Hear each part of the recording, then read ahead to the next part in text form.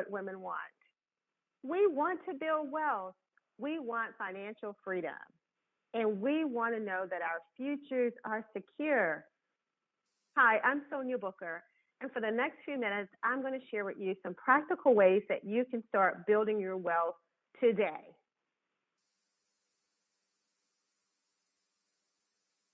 We're going to start by defining wealth. What's your why? Why do you want to build wealth? What's the thing that's so important to you, that keeps you up at night, that really puts everything in perspective for you? Then we're going to set some priorities and goals around our why. We're going to look at retirement and the realities of retirement. We're going to create more money. And then we're going to download your own wealth building plan. So as I think about wealth, I think about defining it for myself, that there's a clear Webster dictionary for wealth. But what does wealth mean for you? My definition of wealth is living well today while planning for the things that matter most in my future. Yeah, sounds a little vague because well is very relative to everyone's life. Living well for me and living well for you is totally different, so you have to define that. But the constant here is planning for the things that matter most in my future. So for me, that could be my kids' college, that could be planning for an aging parent, and that's my retirement. That's making sure that all these big visions and goals that I have for my future, that I'm able to have everything in place to actually live them out. So this helps you to define your why. And when I think of wealth building, I think of that in terms of $1, one decision at a time. So that's how you're going to get there. You're going to be able to make really small steps. And every single dollar, you're going to think about, how am I going to spend this dollar? Is this the best use of this dollar? So as you go throughout your day, and one of the things that we do is we stop and get coffee in the morning time. And so the next time you stop and get coffee, think about, is this $5 the best use? Am I spending this $5 in the best way? And because at the end of 365 days out of the year, at that $5, we would have spent $1,860. And $1,800 is a lot of money that could go towards something else, paying off debt or stocking it away for a rainy day or college funds or whatever. So you get the point that $1, as you think about it, is the multiplier of all things. So $1, one decision at a time. And that's how we're going to start really seeing our money add up and making a difference in our bank accounts. So we want to talk about 3 priorities based on our definition of wealth. And so if we say that, planning for having a savings account or planning to save is important, then we're able to really look at that and list those priorities. If that's important, then what are 3 things that we have to start doing right away? And what is something that we can start doing tomorrow? Opening an account to start putting money in, opening a college planning account, making sure that we're paying off our debt, buying real estate, whatever that is, that if we see it, now we want to make sure that we're actually getting there. When you think about wealth, think in terms of wealth building being a lifestyle, almost in terms of like health, living a healthy lifestyle. Women over 40, we have become super conscious about our health. And all the information is all around us. I mean, the digital age has really helped us in so many ways. I mean, we're monitoring our steps, and it's easy for us to do because we can do it right on our cell phones. We're reading every article of interest about our health. We're, eating right. We're conscious of our diet. All of these things are around living a healthy lifestyle, wanting to live the best lifestyle that we can have. We want to practice that same thing around our wealth and start putting together priorities that help us every day ensure that we're living a healthy and wealthy lifestyle. Short-term wealth building goals. What are some things that we can do in 1 to 3 years? It's great to have those long-term goals, 10, 20, 30 years. But as we're doing this exercise and we're really thinking about things that we can do on a daily basis, things that we can actually measure, monitor, and get there, we want to set short-term goals. So one of our short-term goals could be we want to have $10,000 saved in a year. And so, although $10,000 might sound like, oh my goodness, how am I going to get there? When you start to really break that goal down and you say, in 365 days, and I want to get to $10,000, then you will see that that's like $27 a day that I need to accomplish that. And when you do it that way, in your mind, you're going, okay, well, that's not so bad. I can make some minor adjustments in my daily spending to come up with $27 a day to make sure that I have that $10,000 at the end of a year. Maybe you have a goal of paying off debt because it's very hard to build wealth when you're in debt because debt really holds us back and keep us from focusing on our future because we're still financing our past. I mean, we're paying for old dresses and furniture and stuff that we don't even like anymore. We don't remember. And so debt is important for us to get rid of and have a plan for getting rid of it. The average American is in $15,000 in debt. So if we use that number and said, in the next 3 years, I want to be out of debt, then we back into that number to see that that's not, much a day to accomplish that. But it does take us really buckling down and writing that goal down and putting listing out what we're going to do every day to make sure that we get there. And then we have the retirement. It's the word retirement. I don't know if I like that word anymore. I call it like a slow down phase. It's the phase that we slow down and we start doing those things that we always wanted to do, that we've always dreamed about. As women, we do so much for everyone else all of our lives. And we get to a point, 40, 50, whatever. And it's like, hey, this is about me and making sure that I have everything together.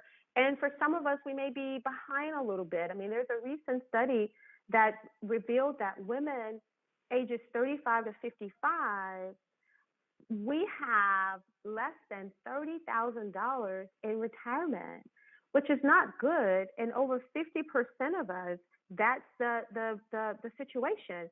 And so we need to make sure that we're putting some things in place to ensure that we have the type of retirement that we are planning.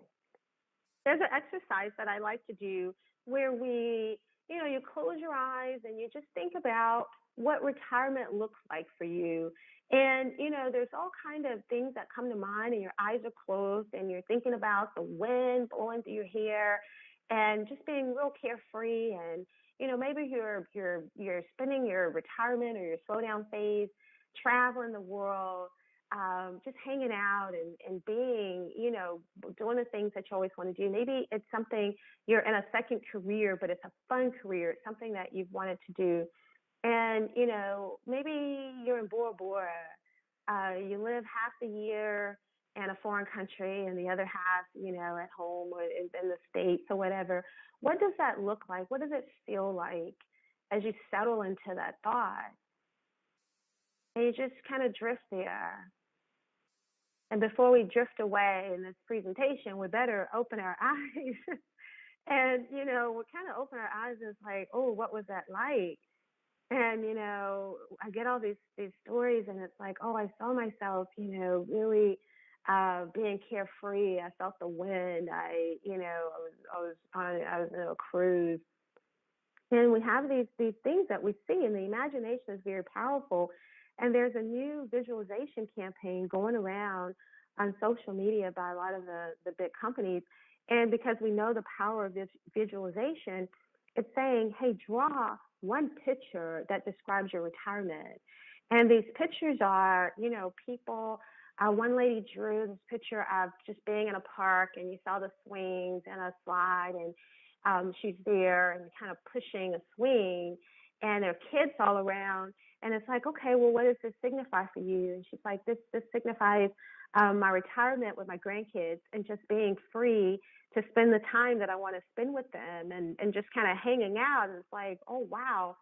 And one guy drew this picture, and it's like a boat, a fishing boat, and a little lake house, and the sign has "Gone Fishing," and it's a picture of him just sitting on this boat, and that's how he sees spending his retirement.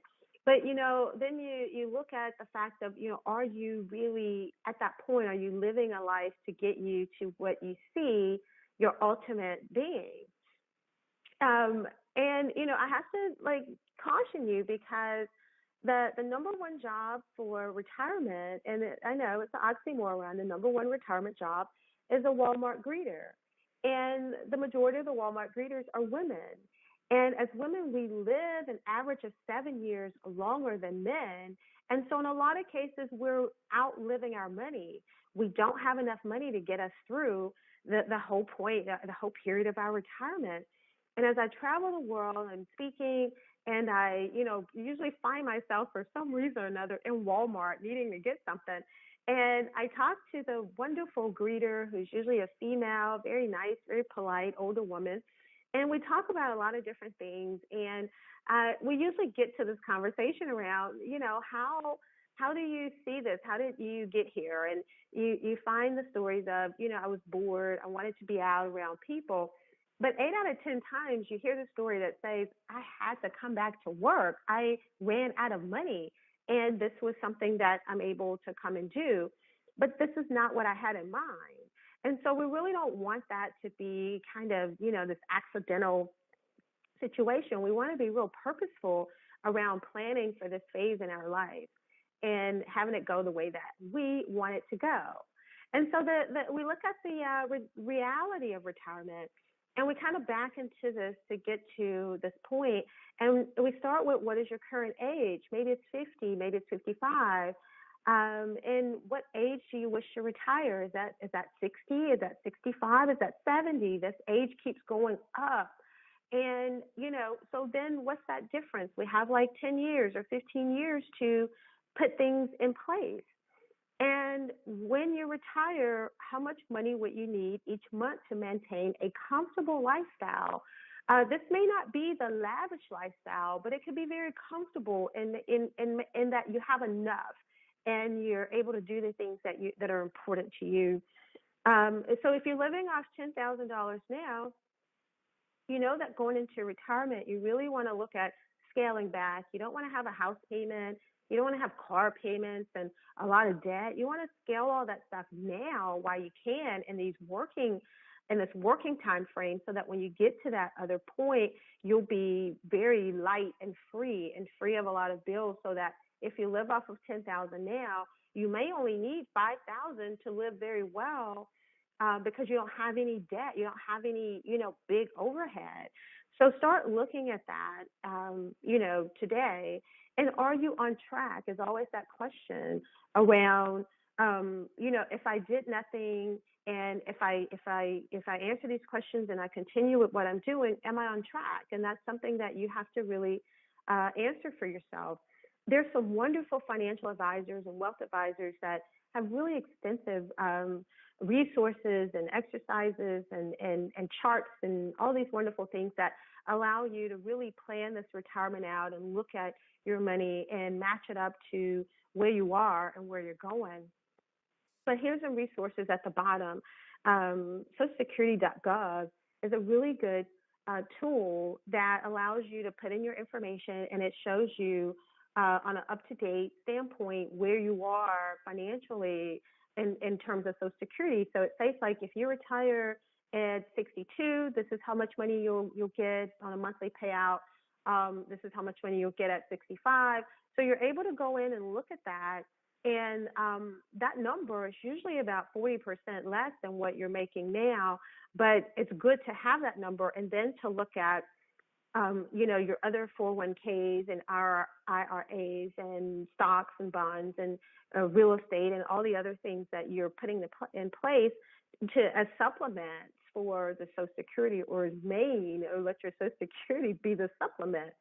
And then aarp.org. And I know it's like, I'm 40 something, and I absolutely love the AARP website. It's very informative. There's a lot of resources there, but they have this great retirement tool, calculators that allow you to play around and kind of see where you are um, in your wealth building, in your retirement. So some really good resources there for you to check out.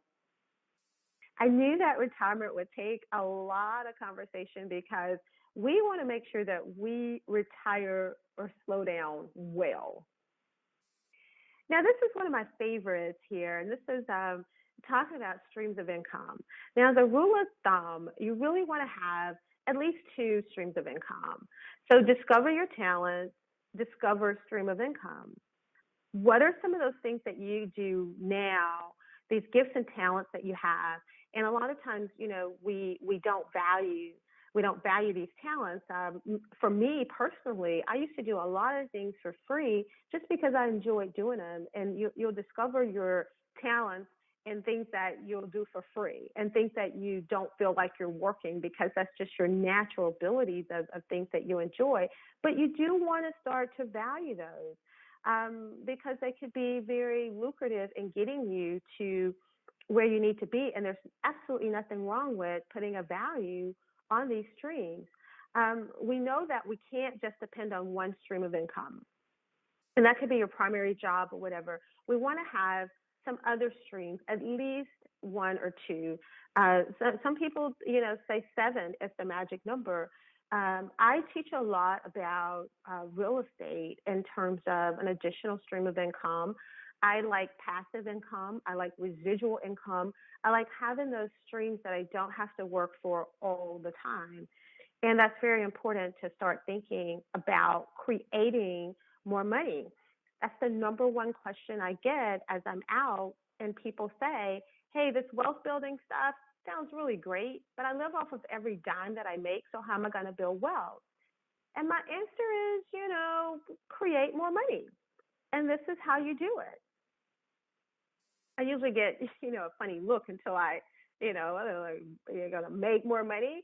No, we're going to create some. And we're going to create it by first looking at how many streams do we have? How many streams of income do we have now? And what are some of those talents and gifts that we have? Like I say, those things that you never feel like you're working when you do them. And then how much money can you make around these talents? For the longest, I just enjoyed writing and writing blogs and writing books and sharing information. But I realized that those were things that people were willing to pay for. People were actually willing to pay for my blogs. And so I wasn't valuing the blogs because I just enjoyed writing. But it actually created additional stream of income for me, some of the things that I was doing naturally. And how can I make money from them? One thing that I can say is that women are like rock stars. I mean, it's like that for me. I meet the most fascinating women all over, and we're the most resourceful creatures on the planet, and we're able to just really put together a lot of things, and we do it almost like without even thinking about it. And so if we think about, I like to play the guitar. I enjoy playing the piano. I like to sew. I'm a good baker. All these things we look at in terms of they can actually generate money for us once we start putting a value on them.